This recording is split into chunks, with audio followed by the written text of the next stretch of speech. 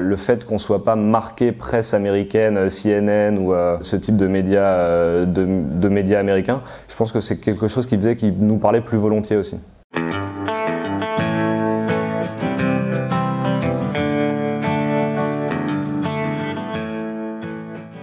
Je m'appelle Élie Courboulet, je suis journaliste. Je travaille actuellement au service Monde du quotidien Ouest France.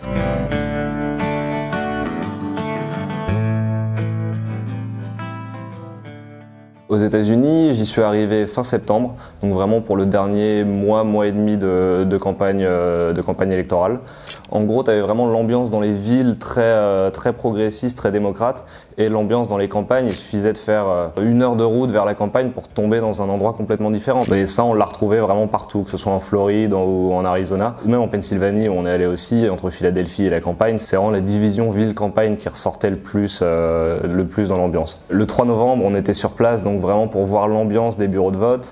Aujourd'hui, je suis à Philadelphie, devant l'un des bureaux de vote de la plus grosse métropole de Pennsylvanie, un état clé dans l'élection américaine avec ses 20 grands électeurs. Le temps était suspendu, mais c'était assez étrange parce que d'un côté, il y avait un petit enclos avec des supporters de Trump, qui devaient être 15-20 maximum, à vouloir qu'on arrête le décompte des voix parce qu'ils estimaient que les dernières voix qui étaient arrivées étaient pas légales d'après eux.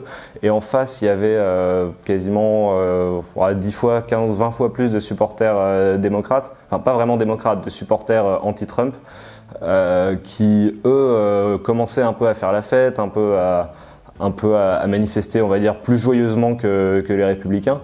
Mais en même temps, ils savaient qu'ils n'avaient pas encore gagné. Enfin, c'était une sorte de pré-fête où on attend, on pense qu'on a gagné, on est sûr qu'on a gagné, mais on attend de voir ce qui va se passer. Le moment le plus fort qu'on a vécu pendant cette campagne, je pense que ce serait vraiment du coup l'annonce des résultats. C'est le samedi quand les résultats sont tombés. On est allé directement à Washington pour voir ce qui se passait et c'était vraiment manifestation. Les gens n'étaient même pas contents que Joe Biden soit élu, les gens étaient contents que Donald Trump parte. C'est assez surréaliste ce qu'ils appellent le Black Lives Matter Plaza juste derrière la Maison Blanche. Ça fait quelques mois maintenant même qu'il est occupé.